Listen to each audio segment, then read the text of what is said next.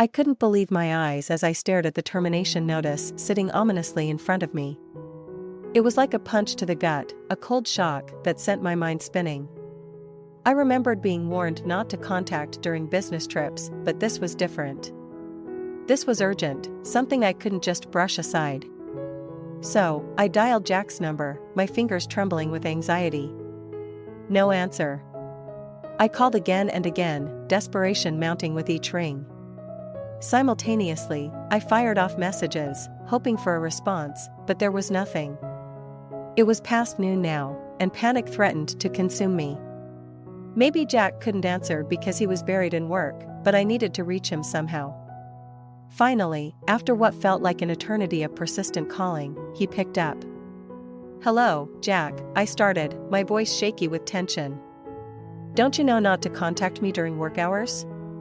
Jack's response was immediate, his tone harsh and unforgiving. He started yelling, no patience or understanding in his voice. "I'm sorry, but it's urgent," I pleaded, trying to make him see reason. "I've received a certified letter from the company." But Jack wasn't willing to listen. He brushed off my concerns, refusing to acknowledge the gravity of the situation. It was like talking to a brick wall. Frustration bubbled up inside me as I struggled to make him understand. How could he be so dismissive, especially when our livelihoods were on the line? In the end, I made a decision. I chose to keep silent about the termination notice, knowing that confronting Jack would only lead to more conflict. My name is Sarah Johnson, and I'm 30 years old. As an industrial designer, I'd built my career around shaping the future of products. Once, I was an employee of a major company, but now I'm independent and freelance. At 26, I married Jack, whom I met through a friend's introduction. Even after tying the knot, I continued to work, balancing my career with our growing family. When our son Kyle came along, I made the decision to work from home, a choice that allowed me to be there for him while still pursuing my passion. Returning to work after maternity leave wasn't easy, especially with Jack's dissatisfaction over my reduced salary. He couldn't understand why I insisted on working from home, why I refused to put Kyle in daycare. But for me, it was about more than just money. It was about being there for my son, about finding a balance between my career and my family. Sure, there were challenges along the way. There were times when money was tight, when we struggled to make ends meet. But we made it work, Jack and I, navigating the ups and downs together. After all, when we got married, we made a commitment to each other, a promise to weather whatever storms came our way. So, as I sat there, staring at the termination notice, I knew that whatever happened next, we would face it together. Because in the end, that's what marriage is all about, standing by each other's side, no matter what. Life took a turn when we decided to buy our apartment. Jack, with his meticulous attention to finances, made a compelling argument for investing in property. Despite the initial financial strain, we were assured it would pay off in the long run. We settled for a place conveniently located near a commuting station, hoping it would appreciate over time. For a while, everything was peaceful. That is until I started working from home. Jack's discontent soon surfaced, revealing a deeper dissatisfaction. It seemed he resented the fact that I was the one staying at home, even if financially it made sense. He argued that staying home all the time was detrimental to my health and social life. While there was some truth to his concerns, especially about exercise and isolation, the reality of childcare and postpartum recovery made staying home more practical for me. Bringing up the topic of getting help only seemed to aggravate Jack further. His muttered responses hinted at underlying resentment. He felt it was unfair that I got to enjoy the comfort of our home while he had to endure the pressures of work. His words stung, making me question if he truly understood the sacrifices I was making. As Kyle grew, I found a balance between childcare and work, even venturing into freelancing to contribute financially. However, Jack's behavior grew increasingly erratic. He started coming home late, working weekends, blaming it on the tough economy and the pressure to perform at work.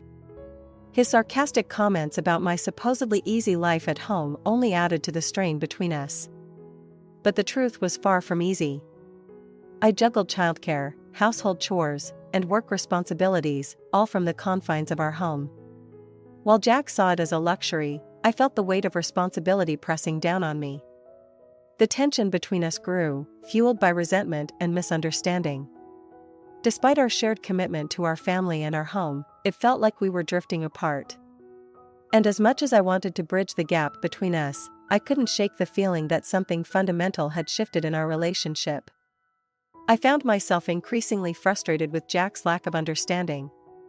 Despite my efforts to explain that I wasn't just idling at home, he seemed unable to grasp the reality of my responsibilities. Fed up, I finally confronted him one day, unable to contain my frustration any longer. "Look," I began, my voice tinged with exasperation, "I'm not just playing around. Why can't you understand that I'm paying my share of the mortgage too?" But Jack's response was not what I expected. His face flushed with anger. He interrupted me, his words dripping with resentment. "Oh, is that so?" he retorted bitterly. "I must be such a failure, huh? Can't even get a mortgage on my own with my meager salary." His words cut deep, leaving me speechless. I never meant to undermine his efforts or belittle his struggles. But no matter what I said, Jack only seemed to see things through a negative lens. Frustrated and exhausted, I eventually stopped trying to reason with him altogether. It felt like talking to a brick wall, futile and draining.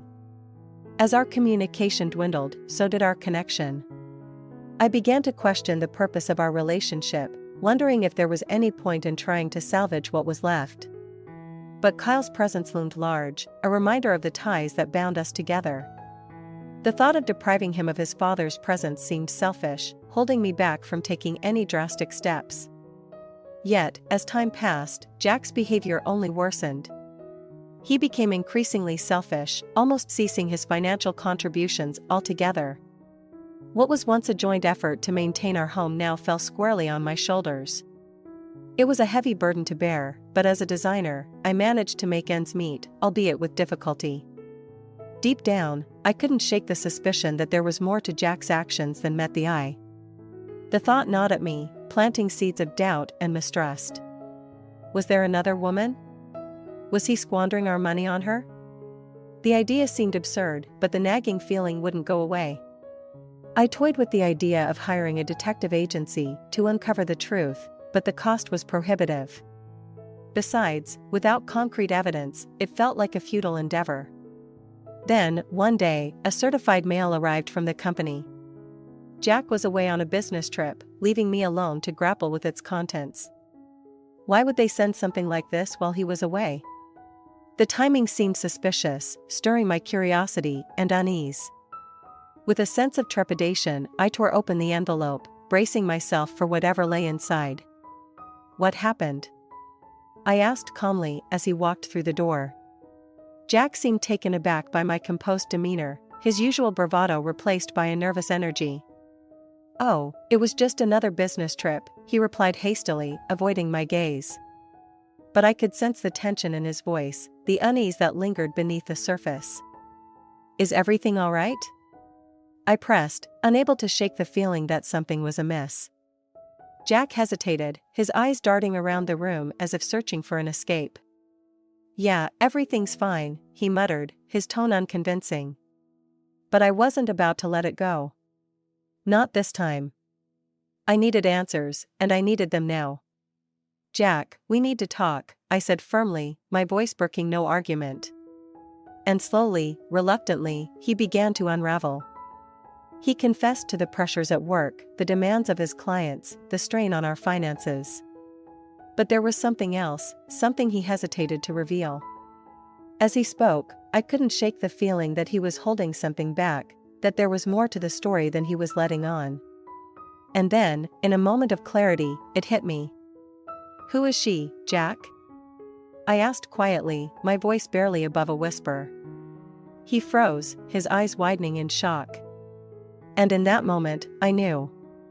My suspicions had been confirmed. But instead of anger or betrayal, I felt a strange sense of calm wash over me. This was it. The moment of truth. Without another word, I turned and walked away, leaving Jack standing in the doorway, his words lost in the silence of the empty room. As I retreated to the sanctuary of my thoughts, I knew that this was only the beginning. There were still questions to be answered, truths to uncover, and decisions to be made. But for now, I would wait. Patiently. Quietly. And when the time was right, I would act. "Jack," I called out as he was about to leave for work. He turned to look at me, a hint of surprise in his eyes. I just wanted to say, "I forgive you," I said, forcing a smile onto my lips. Jack's expression softened, confusion flickering across his features. "Forgive me? For what?" "For everything," I replied, my voice steady, despite the turmoil raging inside me. "Let's just put it all behind us and move on."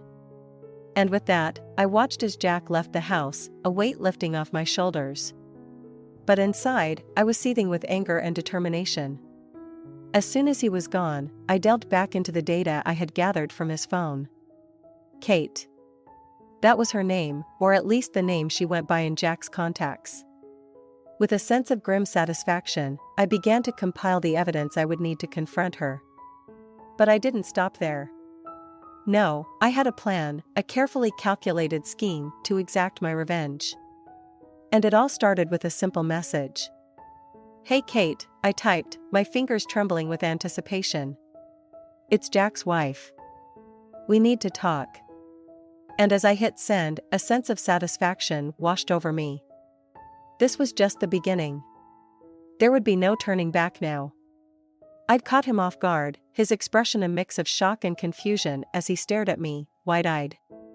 But there was something else there too, something darker lurking beneath the surface. What are you doing here?" Jack stammered, his voice wavering with uncertainty. I ignored his question, my gaze fixed on Kate as she slowly regained her composure, clutching her head in pain. "I hope you enjoyed your little rendezvous," I said, my tone dripping with disdain. "Because it's over now." I watched as realization dawned on their faces, their expressions shifting from surprise to fear. But I wasn't done yet. No, I had one final card to play. "I've hired professionals to gather all the evidence I need," I continued, my voice cold and calculated. "But I wanted to personally witness your betrayal." As the gravity of the situation sank in, Jack's eyes darted around the room, searching for an escape. But there was nowhere to run, nowhere to hide from the consequences of his actions. "And now," I said, my voice rising with anger, "it's time for you to leave." With a sense of satisfaction, I watched as they scrambled to gather their things, their movements frantic and desperate. And as they hurried out the door, I felt a sense of liberation wash over me. But the ordeal was far from over. There were still legal proceedings to navigate, divorce papers to sign, and the delicate matter of custody to consider. But for now, in this moment of triumph, I allowed myself to revel in the sweet taste of revenge. As I closed the door behind them, a weight lifted off my shoulders, leaving behind a sense of clarity and purpose. And as I looked to the future, I knew that I would emerge from this ordeal stronger, wiser, and more determined than ever before. As my guests entered the dining room, Jack and Kate exchanged nervous glances, their unease palpable in the air. The professionals wasted no time, taking their seats at the table with an air of authority. "Now," I began, addressing the professionals, "I need your assistance in gathering evidence of their affair. I want every detail documented, every interaction recorded." The professionals nodded in understanding, pulling out their devices and preparing to do their work. Jack and Kate squirmed uncomfortably in their seats, realizing the gravity of the situation they found themselves in. As the professionals began their investigation, I turned my attention back to Jack and Kate, my gaze cold and unforgiving. "You've both made a grave mistake," I said, my voice dripping with disdain. "But perhaps there's still a chance for redemption." I outlined my terms, making it clear that their cooperation would determine the severity of the consequences they faced. Jack and Kate nodded eagerly, desperate to salvage whatever they could from the wreckage of their affair. But even as they pledged their cooperation, I knew that the damage had already been done. There would be no turning back from this betrayal, no easy path to forgiveness. As the professionals worked tirelessly to gather evidence, I watched with a sense of detachment, the reality of the situation sinking in with each passing moment. This was the end of the road for Jack and Kate, the final chapter in a story of deceit and betrayal. And as I sat in silence, surrounded by the wreckage of my shattered marriage, I couldn't help but wonder what the future held. But one thing was certain: I would emerge from this ordeal stronger, wiser, and more determined than ever before. Was indeed 2 years ago. She recounted how Jack had painted a picture of a troubled marriage, offering her solace and companionship in her time of need. But now, faced with the reality of their betrayal laid bare before them, there was no room for excuses or justifications. As the truth unfolded, I listened in silence, my heart heavy with the weight of their betrayal. But amidst the pain and anger, there was also a sense of clarity. This was the closure I needed, the final nail in the coffin of our doomed marriage. With a sense of finality, I turned to the professionals, instructing them to document every detail of Jack and Kate's confession. This would be the evidence I needed to move forward with divorce proceedings, to sever the ties that bound us together. As they left the room, Jack and Kate remained seated, their heads bowed in shame. The air was heavy with tension, the silence suffocating in its intensity. But amidst the chaos and heartache, there was also a glimmer of hope. This was not the end, but a new beginning. And as I stood up to leave, a sense of empowerment washed over me. I may have been betrayed, but I would not be defeated. I would emerge from this ordeal stronger, wiser, and more determined than ever before. For in the end, it was not the betrayal that defined me, but how I chose to rise above it. And as I walked away from the wreckage of my marriage, I knew that I was ready to face whatever lay ahead, with courage, resilience, and grace. I remained silent about the rest, feeling that pressing further would be futile. Instead, I made arrangements to speak with both sets of parents, Jack's and Kate's. The detectives were thanked and sent away, and Kate was shown out of the house. Turning to Jack, I tersely suggested he leave as well, recommending he find accommodation elsewhere. Later, I convened a meeting with our parents. My in-laws were visibly shaken, offering profuse apologies, while my own parents sat with a silent, simmering anger. Displaying all the evidence, including the damning conversation from the day of the discovery, I made my intentions clear. I wanted a divorce, custody of Kyle, child support, and damages. Jack protested the amount demanded, but I remained resolute. The truth of his deceit over 2 years, coupled with his financial negligence, left me unmoved. My in-laws were shocked, hearing these details for the first time. Despite a moment where my father-in-law was visibly angry, I intervened, not wanting to witness violence. With promises from my in-laws to cover the damages and child support, I turned my attention to the apartment. Opting to take payment for my share of the mortgage up until that point, I left the remainder to Jack. Living in a tainted home was not an option for me. Selling the property would likely result in a loss, but it was a necessary step given Jack's inability to keep up with payments. Learning the reason for Jack's termination only solidified my resolve. His reckless actions, driven by jealousy and a desire to outdo me, had led to significant losses for his clients. Despite his misguided attempts to rectify the situation, he only made matters worse, oblivious to the consequences of his actions. In the aftermath, I began the process of rebuilding my life, determined to move forward without Jack. It was a challenging journey ahead, but I was ready to face it with strength and resilience, knowing that I had emerged from the turmoil of my marriage stronger than ever before. I couldn't help but feel a surge of frustration and disbelief as Jack attempted to shift the blame onto me. His excuses sounded feeble and hollow, especially in the face of his own deceit. It was clear that he was unwilling to take responsibility for his actions, instead choosing to deflect and point fingers. His accusations stung deeply. To insinuate that my focus on our newborn son was somehow to blame for his infidelity felt like a cruel twist of reality.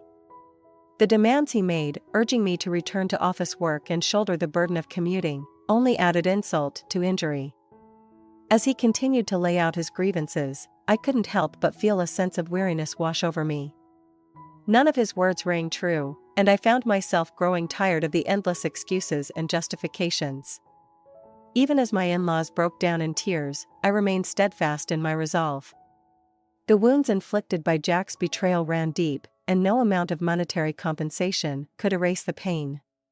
However, I understood the importance of reaching a resolution, if only to bring some semblance of closure to this tumultuous chapter of my life. Accepting the agreed-upon damages and child support felt like a compromise, a way to ensure that Kyle's well-being would be safeguarded. And while I couldn't forgive Jack and Kate for their actions, I chose to set aside my anger and bitterness, at least for the time being. As Kate stood before me, her demeanor markedly different from the drunken woman I had encountered before, I couldn't help but feel a twinge of empathy. It was clear that she, too, had been swept up in Jack's deception, a victim of his lies and manipulation. In the end, I knew that I had to move forward, to focus on rebuilding my life and providing a stable, loving environment for Kyle. The road ahead would be difficult, fraught with challenges and obstacles, but I was determined to face it with strength and resilience. Kate's story revealed a journey of naivety and misplaced trust, yet her willingness to acknowledge her faults and take responsibility for her actions spoke volumes about her character. She had been swept up in Jack's charm and promises, only to realize too late the true nature of their relationship. Her decision to return to her roots and start afresh showed a strength and resilience that was admirable. As for Jack, his downfall was inevitable. His reckless behavior and disregard for the consequences of his actions led to his ultimate undoing. While I couldn't help but feel a pang of sympathy for my in-laws, who were unwittingly dragged into his mess, his punishment was just. Returning to my parents' home with Kyle marked a new chapter in my life. Despite the challenges I had faced, my career was thriving, and my son's growth brought me solace and joy. I was determined to provide him with a stable and loving environment, free from the chaos and deceit that had plagued my marriage. As I looked towards the future, I held on to the hope that true happiness awaited me. Like Kate, I refused to let one failure define